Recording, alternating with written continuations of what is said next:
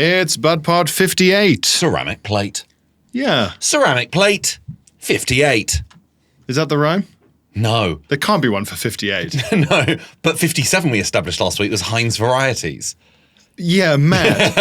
Absolutely mad. I mean, like, when they were sitting there, the bingo callers, and they were going 50, half century, okay, 51, nothing, 52, nothing. Once they hit 57, you think they were like, wait. It makes me believe that when they came up with the bingo calls back in the day, they had ChatGPT then. Because they typed it in and went, what could we say for 50? Like, they had to consult some oracle. What is there 57 of? Yes. But it would be really old ChatGPT, so it would be like, girls' feet, of course. Types of musket. Yeah. I think there are 57 girls' feet in the world. Use the Bristol feet chart and you can see which type of foot are you. Some sort of phrenology through feet. Yeah. The foot of a criminal. The foot of a leader. Yeah, like real World War II propaganda. Yeah. Do they have the foot of Jerry? Jerry's Hun feet. Yeah. But like it's a phrenologist who's also a foot fetishist. So he's like, never mind the forehead. Yeah. I think if you let me measure everyone's feet, I can figure out. Have a look, and I can know. I can figure out who not to trust. But you have to let me measure all of them. Then I know. Then I'll know. I think working in advertising, obviously people go on about Mad Men. Yes. Pre-Mad Men, that would have been even better because, like, I'm talking like 1890s, where it's just like Dove soap. You're filthy. You know, like, yeah. It's so easy because there's like whatever. There are so many maladies, so many things needed improving. So many things needed improving. Yeah. Haircuts. Yeah. For when you want less hair. Every cartoon should have looked like some sort of like Punch cartoon. Every advert of just someone covered in muck and filth. They've been run over by a horse, and they're lying on like the cobbled streets of Victorian London.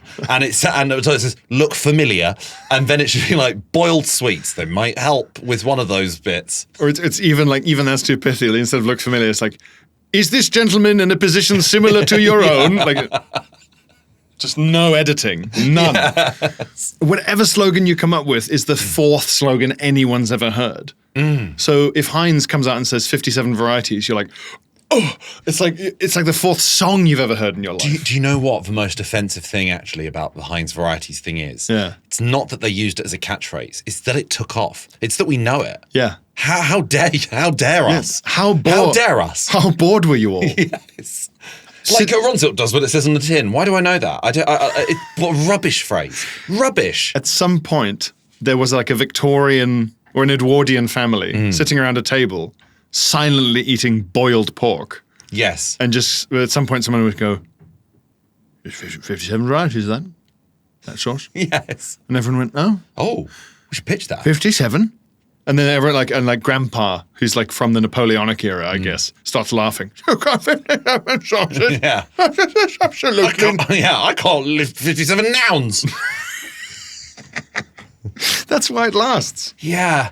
There were just fewer things. Open goal after open goal. Oh, to have not invented anything back then. Shame on you. You're an idiot. Shame on you. Not even a type of stick. Yeah, Make a stick. Done. Wasn't it like Alexander Hamilton also invented like the concept of it was like not the lifeguard, but like the. But all the founding fathers, like you've got like the chair with the legs on. They all doubled up. They all doubled up with things. Half varifocal glasses. No one should be credited with coming up with the concept of the lifeguard because the problem was people kept walking into the sea. Just drowning. Yeah. Drowning in 50 layers of wool. Yeah. It was, they may as well have had concrete shoes back then. They dressed like the mafia was punishing them. Yes, throw them into the sea with a big Victorian coat. With one of those big fabric bums. like from France.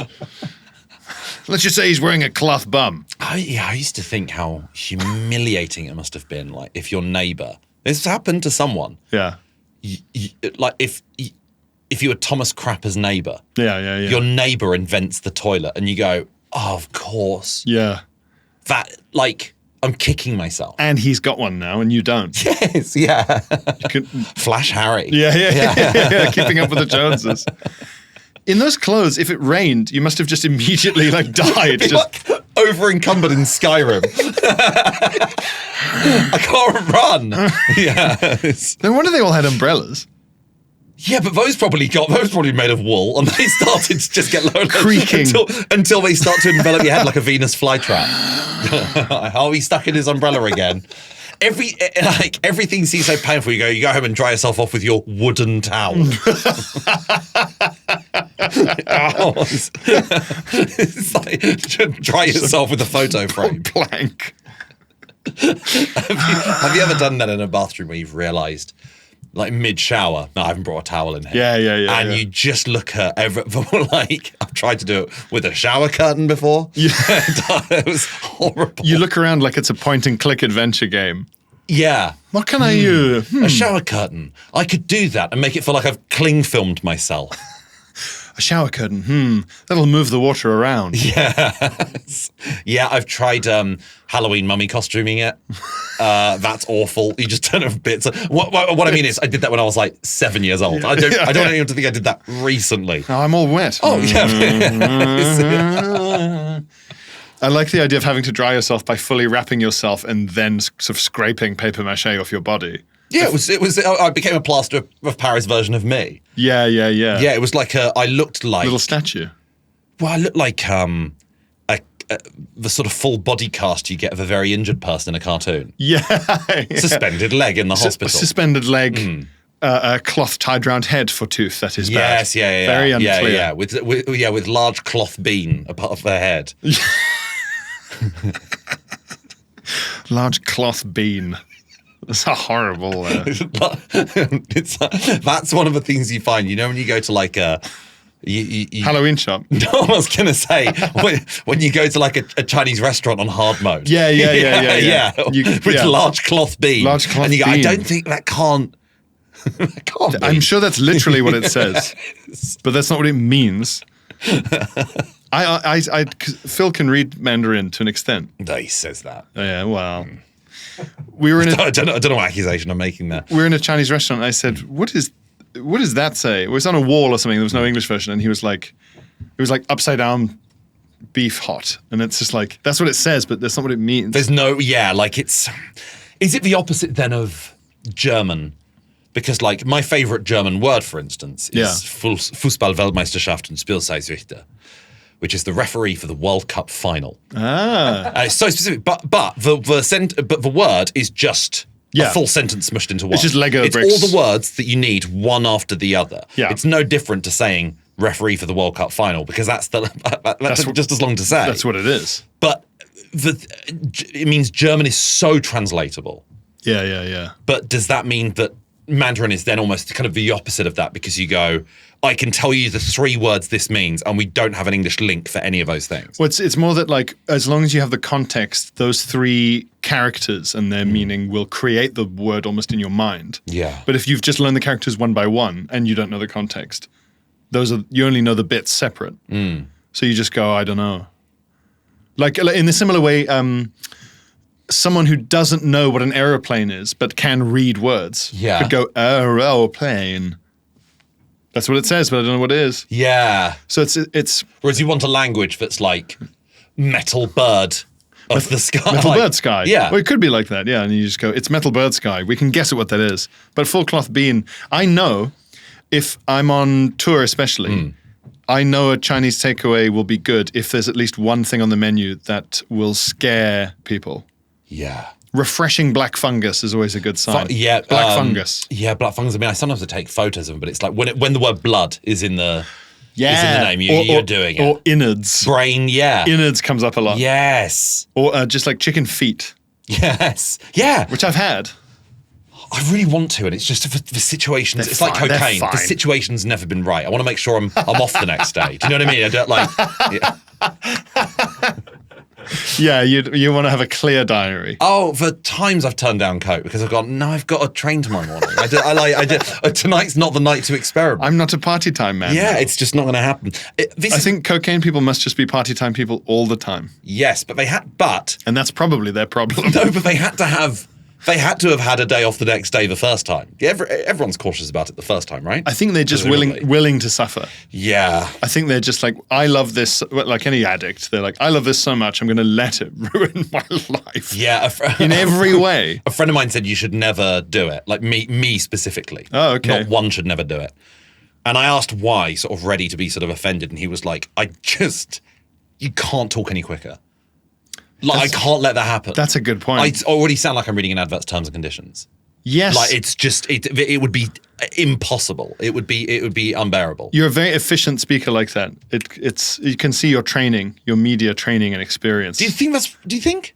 I associate a lot of your speaking qualities with your work. Right, okay. And I think like that's why certain comedians, like maybe, I don't know, Mitch Hedberg or someone who was like a stoner type guy. Yeah. I think that is he was already a stoner type guy before he was a comedian. Yes. And I think that's why his delivery's all slow and whatever. And it helps him with like stage fright. I think because you're used to working for so many years with like, it's a 20-second link, and then there's 10 seconds. Benedict Cumberbatch. Say Benedict Cumberbatch as quickly as you can. Yeah. 4 seconds to say Benedict Cumberbatch. Yeah, and also like all the information has to be in that time. So it's editing as well. Because you used to have to write the news. Yes. Well, that's. I mean, I've anytime I'm either interviewed like about comedy and writing short jokes or whatever, I'm always like, it was never intentional. It was just the first time when I was training as a journalist, they'll give you a big press release and they say, right, turn that into half a page. And then when you've done that, they say, turn that into a quarter of a page, turn it into 50 words, turn it into 20 words, until eventually you just turn it into a 10-word headline. Yeah. And the difficulty is I now can't not write comedy like that because... one word, bomb. Where? Yeah. Where? Well, it's the fresh fish sold here. Do you know that thing? No. The idea is a sign outside of fishmongers, fresh fish sold here. And then they're like, that sign is too long. Because, well, it should be fresh, shouldn't it? We already know that. Yeah. And then fish, you can sort of sit, well, it's a fishmongers, so you don't need that. You don't need a sign outside saying fish as well. Here, obviously. Yeah. And sold, well, yeah, it's a shop. And then actually the conclusion you come to is you remove all those words because it smells. So you don't need a sign. A fishmonger doesn't need a sign. But Emmanuel Sanubi, the comedian, said he was like, on stage, he was like, I sound like a rapper. On stage, and I was like, that is the only time in my life that sentence will ever have been said to me. Then you sound like a rapper. He's right. That's right though. Like the speed and diction. I think this is what it would be if there was like a biopic for you, like a kind of completely reverse engineered like Johnny Cash style. Yeah, but I'm watching like a D12 video one day, and I'm like, yes. No, not rap. No, it would be a bit where like it's time to finally write jokes. You're wearing your 8 Mile hoodie on the bus with your notebook. Yeah, and you're getting flashbacks to like make the headline as short as possible. Yeah. There's only 20 seconds to say the news. The power of mind. The power of mind. The power of memory. Exactly right. Yeah. So that would be, and like on stage, you get like flashbacks to like newsrooms and stuff, and like you're fucking. I'm having like a really bad gig because I'm talking really languidly. So my wife is driving me crazy. Boo! Everyone boos within seconds. Boo! This guy's getting the information out too slowly. Boo! There's impatient journalists in the front row, like it's a junket. Right? Well. And then at the back of the room, your fucking drumming teacher type mentor. Yes. And then I can never remember the name of that film. J.K. Simmons. Yeah. J.K. Simmons is like your journalism teacher. Yeah. You see him come in to see the gig. Not my tempo. Like as he comes through, like take his coat off and look around and then see you, and you realize I have to speed up. Yeah. Oh, the Glenmore journey. Yeah. Obviously pun title like any of your shows. 2 things. You need to stop saying the word pun. 2 things. This is brought back. 1, the power of mind being stuck in your head. Yeah. I've realized the thing I have stuck in my head, the sentence that comes up so frequently in my head is Jeremy Irons, could a man not marry his son? So stuck in your head? Yeah, when his insane interview about gay marriage. That was the first conclusion he came to. Oh, yeah. So whenever we forget that about Jeremy Irons. With friends of mine who know that I stuck in my head, whenever someone says something confusing, like, no, you used to live on such and such a street, and then you moved there. That would have been like 2012. I'd be like, if I'm really confused, and I realise I look confused and stupid for too long, the way I try and get out of it is I'll go, would a man not marry his son? And it's basically my way of conceding, I don't know what's happening. I don't know what you're talking about. Yeah. That's good. Maybe that'll be stuck in my head now. It made that whole interview, it made it seem like Jeremy Irons specifically wanted to marry his son. And he just wanted he just wanted someone to freely go, yes, you can, and go, okay, thank you. Thank you. Yeah. At last. What could a man marry my son? I marry son. What if we swapped sons? My wonderful. Could a man marry his gorgeous son? Could we swap sons? A vocal tick I realized, I've had for a long time, but I only really realized it today. I was on a Zoom call, and I realized that whenever I say, like, get to the heart of it, or in the very heart, yes, I have to say heart in a kind of silly version of how, is it Andrew Scott who plays Moriarty in Sherlock? Yes. Yeah. When he's playing Moriarty in Sherlock, he says, I think he says, I'll cut the heart out of you to Sherlock Holmes. But he says, I cut the heart out of you. Like, he pronounces the word heart as if it's spelled HORHHHTTT. He's made heart onomatopoeia. Yeah, you need to say it like you sound like an organ is being ripped out of someone. Heart. So why does this happen to you then? I use the word heart more than you'd think, it turns out. We've just got to get to the heart of it. I'll just say it like that, and then I'll have to remember. I've been doing it for so long. Yeah. There's only this morning I was like, where's that from? I was like, it's from Sherlock. So, wait, do you think you were inspired by it? Were you like blown away by his delivery and then you tried to incorporate it into your own? No, I was like, what's he saying?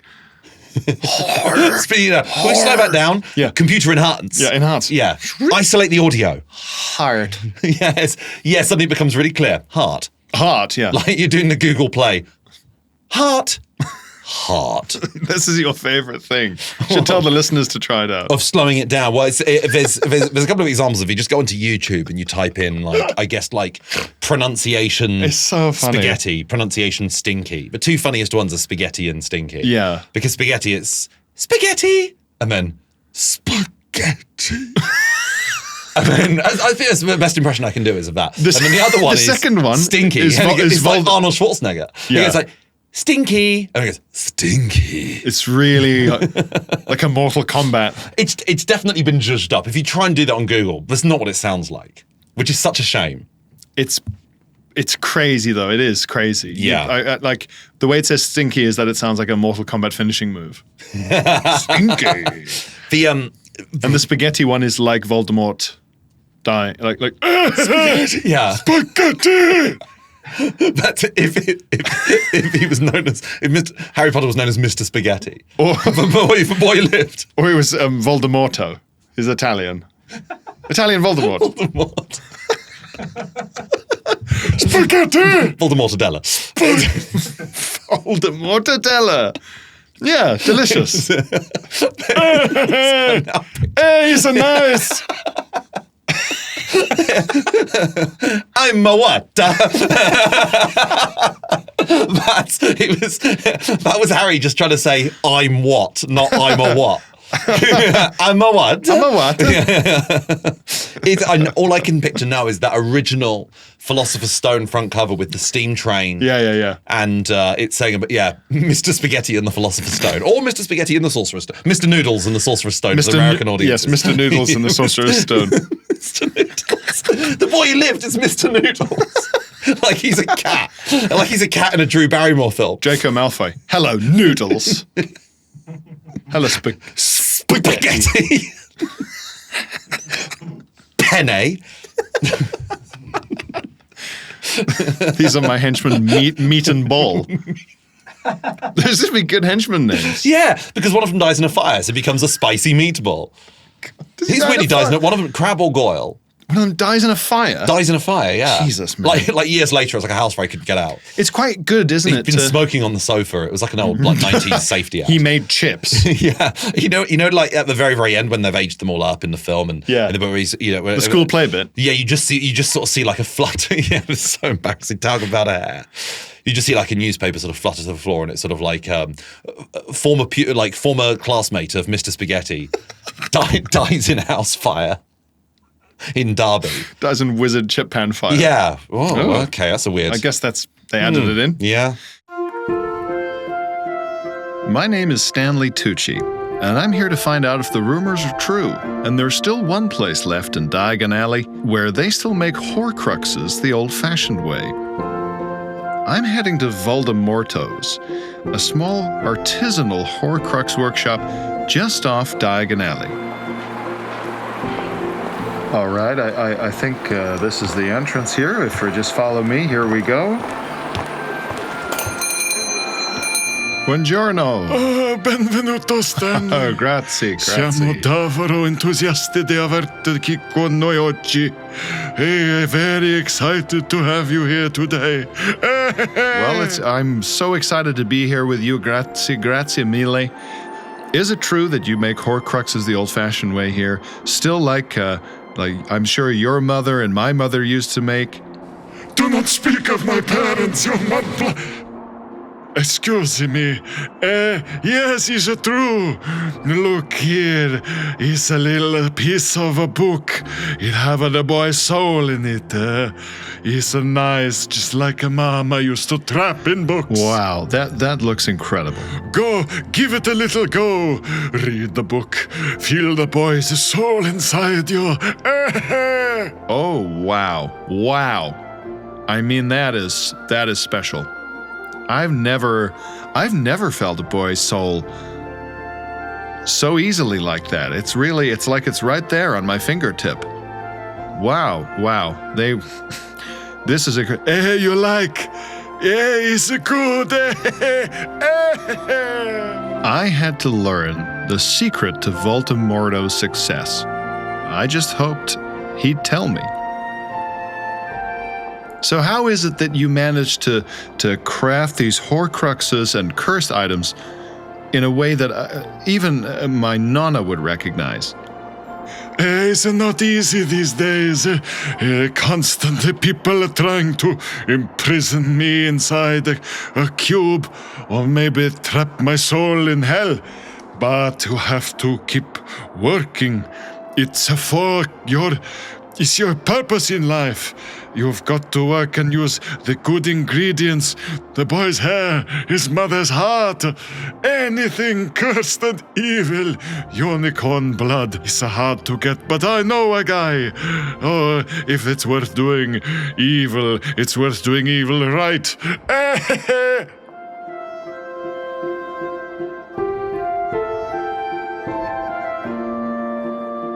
Something that annoys my wife is the fact that when Harry Potter sees his parents in that mirror, they're like pensioners. Yeah. But they got murdered when they were like 24 because he was 1.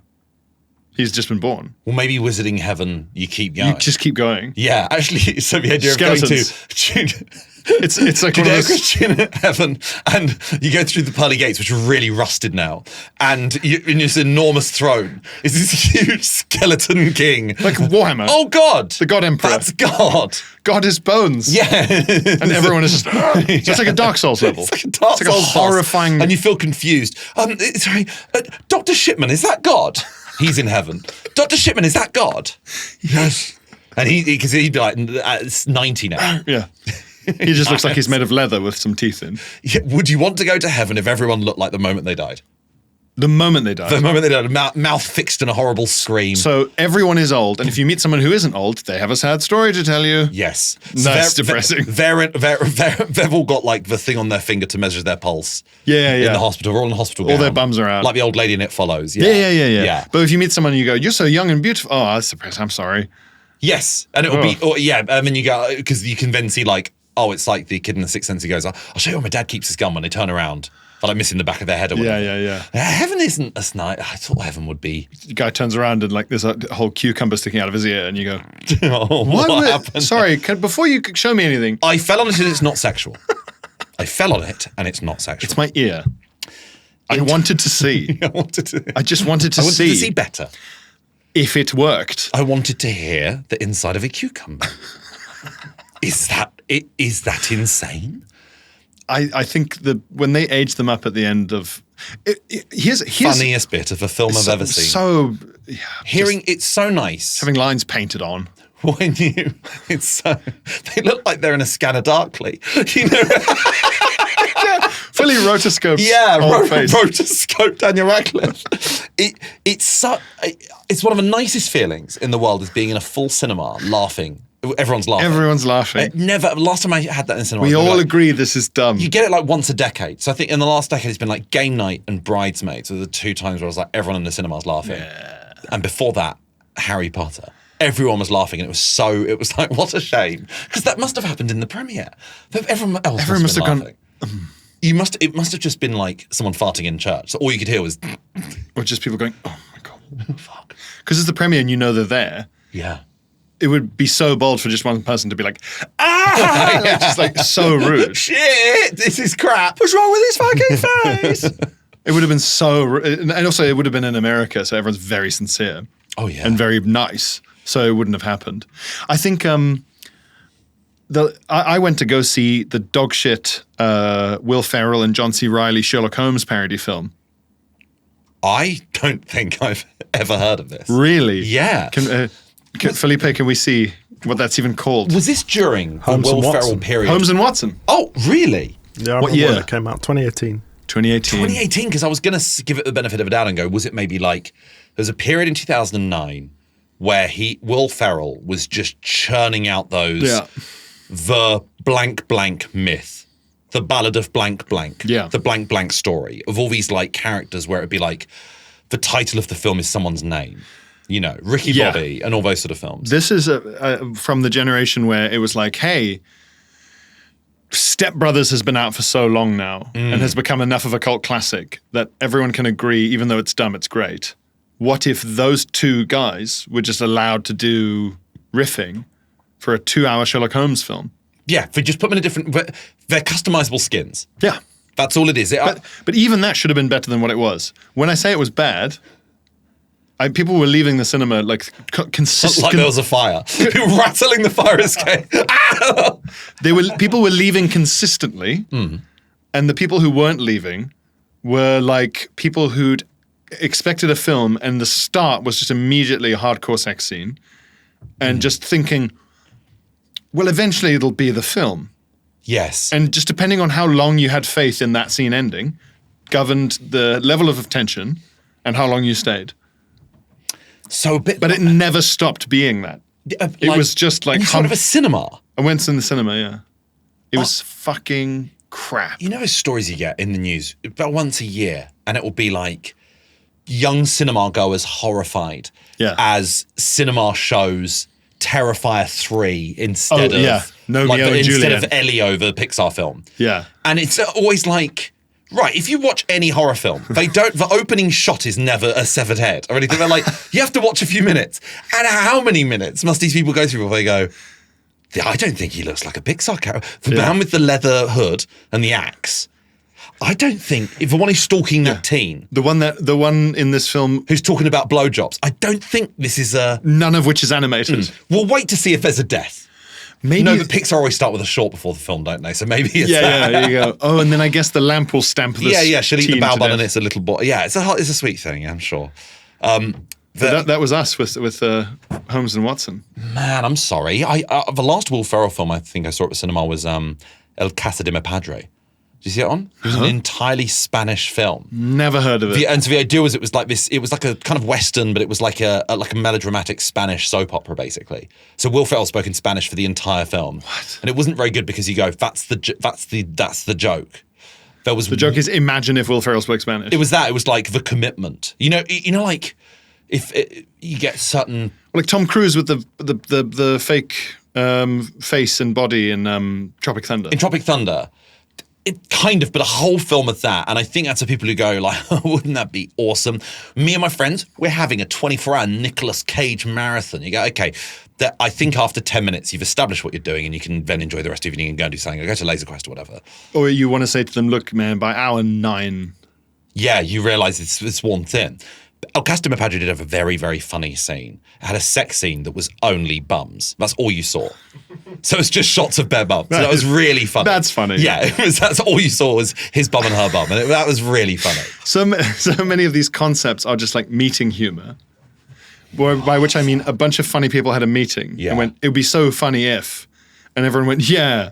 But then the $100 million got put into it. Yes, and then that's the part that's crazy. The script ended up being a screenshot of the whiteboard, and they've gone, well, scene 4 is the hot dog throwing up scene.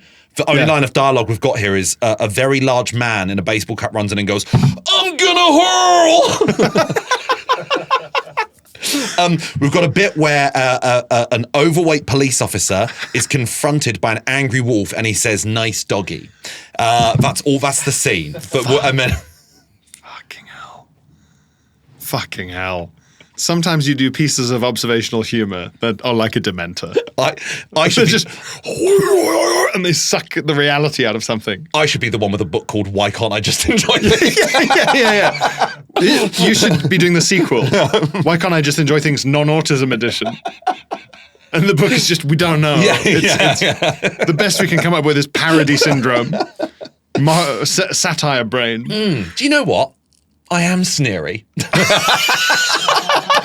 I think this episode is established. It's possible. I can do it if I really put my mind to it. It turns out I really can sneer at something. I'd forgotten sneery. Did we tell the listeners about it? Yeah, we did like an episode on it. Yeah. So you're okay. I hadn't thought of that at all. I guess we're sneering right now. Because I got very nice messages. The sneer is coming from inside the house. I got nice messages after our Big Golden Lobes win. Yeah. And then also when it was our year anniversary, and I posted about that on Instagram, I got some very nice messages from people, but a lot of them were sort of like, once we got past just sneering, it was, it was a nice running joke. I really appreciated it. Anyone who sent me anything like that, I really liked it. That's really funny. I think Nice Doggy, also rapping grandma, or like swearing grandma. Yeah. Oh man.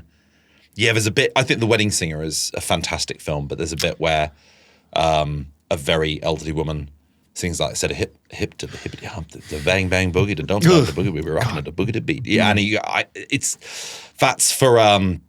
that's cousin humor, isn't it? That's for cousins. I think, but like, I remember at university, a guy I knew who was also doing like student comedy. We were drinking in a bar, and he said, oh, you know how we can all do like good parodies of this kind of stuff? Yeah. We're like, yeah. And he goes, but the parodies are always just like us dicking around. And the main thing makes loads of money.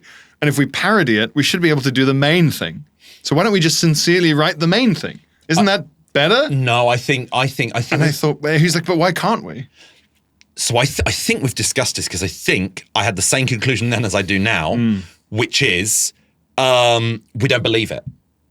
We don't believe in it. Yeah. And I think that, and the audience will be able to smell that on you. In the same way that if you've ever watched a huge arena-filling comic doing just dirge, and you've gone, I had that thought when I was 14 years old. But why didn't I just do it? And you go, you'd be dead behind the eyes. You need to believe the stuff you do. You don't get to choose what you believe. Yeah, kind of. Yeah. Because otherwise, I sometimes think, like when you see like a classic analysis of literature or like Hero's Journey and stuff, that you say, here we see the child rejecting the parents. Yes, the bit where thing happens. The accepting of the quest. There's all these things that happen. I hate that I hate seeing everything simplified like that because you go, there's no way around it. Yeah. It is that. Every story is that. But you could do that with zany comedy. So you go, and of course, traditionally, the next scene would be old person do young thing. Yes. Rapping grandma, for example. Yeah. So you go old person do young thing. Like I think you could just watch almost all of the scary movies and put together a kind of dictionary of parody tropes and just reassemble them like Lego bricks. And I guess that's what they do. I did see Scary Movie 2. I haven't seen the others, but it was like, I was like 13 years old, and it was hard work. I saw the movie Freddy Got Fingered way too young. I would love to watch Freddy Got Fingered. The only footage I've seen of Freddy Got Fingered is, Daddy, would you like some sausage? Daddy, would you like some sausages? Like, with the string. And it made me die laughing. And I'm like, I'm annoyed at myself that I still haven't seen it. If I go, well, it's already... I've laughed at 100% of the footage I've seen. So why haven't It's incredible. Why haven't I watched it? Yeah. In terms of... it's such a hard to understand film. Is it like Eric Andre, basically? Yeah. Yeah. Then great. Yeah. In terms of to bring this talk of live comedy into something we were talking earlier about untranslatable languages. Yeah. Do you think it's why observational comedy was traditionally always very popular in the UK? Because we have so few words for things. We have so few niche words. So the observational comedy comes from you not having the word for it. Do you know what I mean? Oh, like... Prime example, I think this is a great routine. James Acaster, picture you put your head in. Yeah. That all hinges on the fact that there's no word for that. But actually, if you went somewhere like China, they probably do. I think maybe... Because actually, I think I wonder if that's why like Peter Kay wouldn't work in another... Like if he was trying to do observational comedy in Germany. And he'd be like, oh, you know, have you noticed that, like, the smell of dew on the grass? And everyone's like, it's called petrichor. Oh, shit, there's a word for it. Yeah, we have a word for or like, kids skidding on their knees at a wedding. We have a word for that. It's a tradition here. Yeah. English has the most recorded words with definitions of any language. So maybe it's more the case that like no one knows any of the words. It's that. Anytime someone goes, isn't it weird we don't have a word for this? There's almost always a word. Yeah. There's always a word. That is depressing. Maybe it's also a function of just like, well, there's different layers of observational comedy, isn't there? Because picture you put your head in is quite like down a road as opposed to like, isn't it crazy? Our shoes have little ropes on. Yes, yeah. Where it's like, oh, there's stuff that's like really just like sky level broad, and there's stuff that's like so like a seaside photo. My dumbest opinion. Yeah. That I still fully believe in. I've got two really dumb opinions. One is that I don't understand how you can't pick yourself up. But the second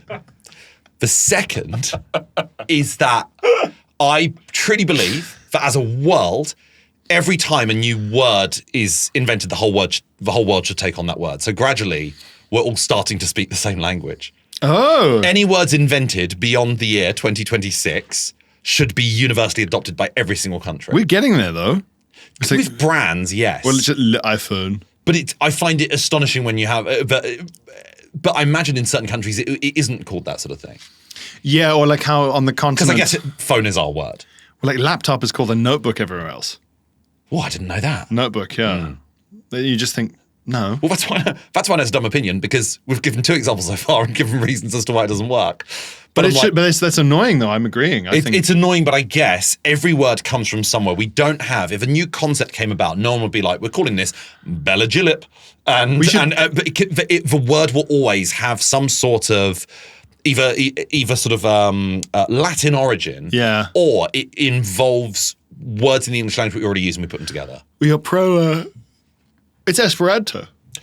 Well, like, again, I feel frustrated that Esperanto never took off. Didn't take off, yeah. Wasn't William Shatner like a big proponent of or something? Or I did a film entirely in Esperanto? It would pop up sometimes if you were reading about, say, like World War II or whatever, and they'd be like, oh, this person who was in the French Resistance, or this person who did this big thing in World War II. Before the war, they were postman, or they were an academic, or and a fluent Esperanto speaker. Like, it was a big thing. People really tried to make it a thing that would, because it was supposed to guarantee like world peace. When was it introduced? Pre-World War II. I mean, Felipe, can we check? God, in my head, I thought it was like the 70s. Isn't that the most 70s sounding concept? Yes, it's post-Woodstock. Yeah. What if we all just sounded? Yeah. It says 1887. 1887. That's like when you find out Nintendo was created around the same time as well. You just go, it's mad. I don't understand. Yeah. So it was pretty big for a little while, and then it went away. There was 20th century was big on stuff like that. My grandfather was in the Krishnamurti Society. Right. You know who Krishnamurti was? The only people I've met who know who Krishnamurti was are British Indians. Krishnamurti? One word. I've never heard that term. Krishnamurti, one word. Right. It's fucking weird. A bunch of like, maybe even like Victorian, certainly Edwardian, like weirdos and rich people decided to like build a Jesus. Like they would find like an incredible... Like Enigma L, and it would work. Yeah. Yeah. Big robotic Jesus. They decided that they would like start a world peace religion and find the Messiah, like when the Tibetan monks find Buddha when he's a baby. So they went to India and found a baby or like a little kid who seemed really smart, or they just picked one. Like when you get insane people who try and do the Madeleine McCann search they take it into their own hands. Yeah, except these guys had the resources. So they went and they found this kid and they raised him to be the leader of a religion they'd made up. that would lead to world peace or something. They had some wacky ideas, but like they made sure he could speak like loads of languages and was like from being tiny was educated in philosophy and da. And when he was a teenager, he was like, I'm not fucking doing this. You guys are complete freaks. Like he somehow managed to. Wow. He somehow was a rebellious teen. Yeah. Yeah. I don't want to be Jesus, Mom. Yeah. It's so impressive to me that you could be raised like as insanely as that, basically in a cult. Yeah. But a cult that's obsessed with education and worldliness. So I guess you get enough knowledge to put together that, like, I think my family are weirdo. I think everyone who I've ever met is a weirdo. The problem was nihilistic teen Jesus, is what it was. That was the issue. Goth Jesus. Chemo. Yeah. Trying to grow, like, saying to people, like, does this gross you out? And he keeps putting, like, metal rods through the hole in his hand. Does that gross you out? Is that gross? Do you like that? Does this upset you? Yeah. Oh, typical teen self-harming. Did you do that?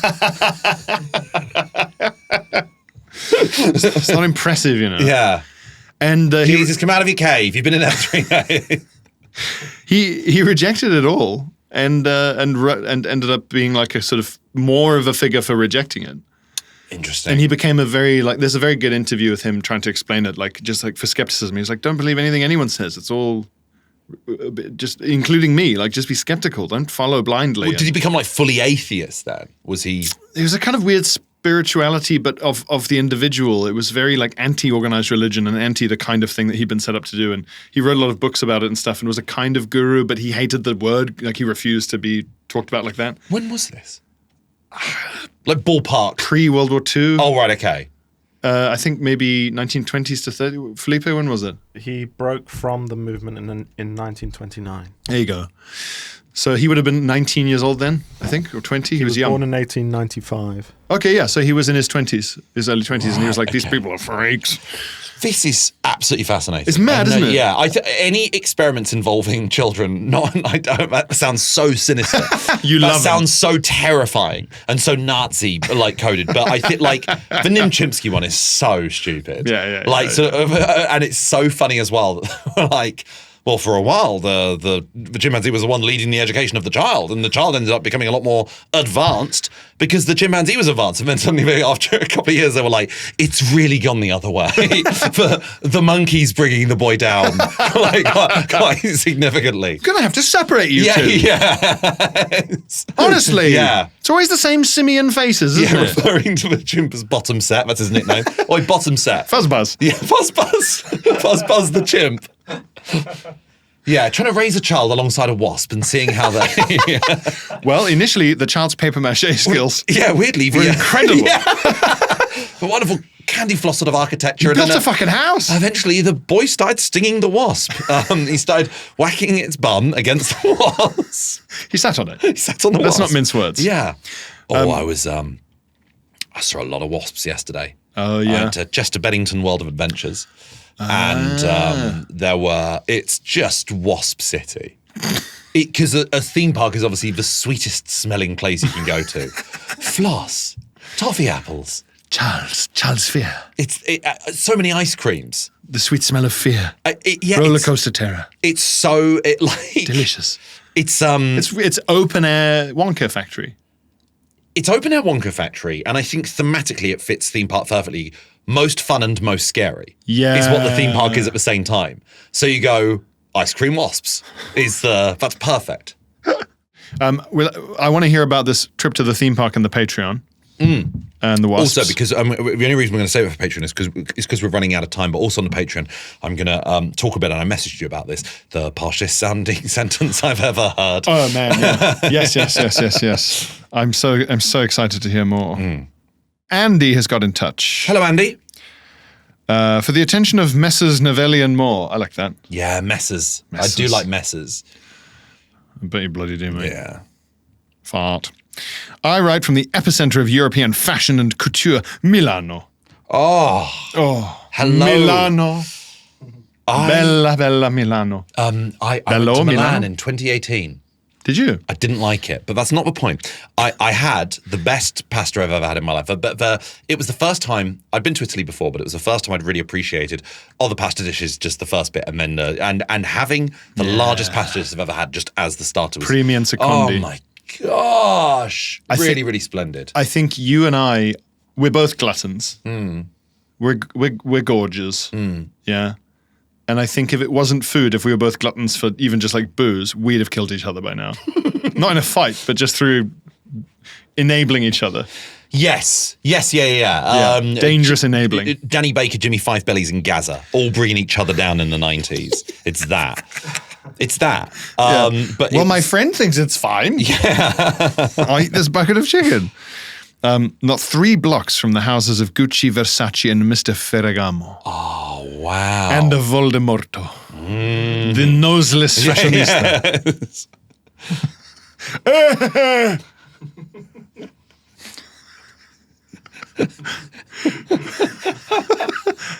Flannel is in. Yeah. Bless you. While browsing a menswear store with the heat outside reaching an oven-like 37 degrees Celsius, which if you're listening from America is a billion degrees, I don't know, I spied a cooling linen shirt in a creamy white. Nice. Lovely. Yeah. Lovely. On sale. And in my size. Out came the Visa bank card as opposed to immigration rights. This better not just be a really boasting story. Yeah. Anyway, love the pod. And the shirt to this day is brilliant. Needless to say, I had the first laugh. And then the store owner laughed with me. We were both laughing. It was a win-win. Out came the Visa and home we swept, shirt in hand. Oh, yeah. I like that. Sail. But what should have been a stylish outfit, ironed and ready for the next day, turned into a horror show of, I don't think I can wear this now. On checking to see if it was ironable, I came across this little label. Please bear in mind, this is on an XXL size shirt for large men like us. Okay. Yeah? Yours infuriatingly and Just want to clarify, I don't wear XXL, but that's fine. I do. As many X's as possible, please. I sort of just, I'm going to just start getting like tents that are more like wearing robes, just like kind of swishing around in. Yes, capes. Yeah. Oh, there's a guy at uni who was really excited to receive a cape for his birthday. The person you're picturing is the person he is. Yeah. Lots of Doctor Who and Gilbert and Sullivan. Wow. Yeah. Okay, one of mine. Absolutely guaranteed. One of mine. If you're listening, read the book. Here's what the label says. Okay. Wash me gently. I am cute. Do not wash me with different colors. I might get confused. But in Italy. I know. The Italians should be stern and immune to this kind of thing. Oh, Basta, you should say to this. Wash me at 30 and there's an 80% chance I'll live. But wash me at 40 Yes, and I'll shrink. There's just a guy with a shirt with the button straining and his belly sticking out, appearing everywhere you go, like at work and stuff. That was a joke I tried. I remember. I tried so many times that I basically say I saw you do that at the Invisible Dot. Did really? Yeah. Fuck, yeah, I'd sort of say I started dating recently with this girl.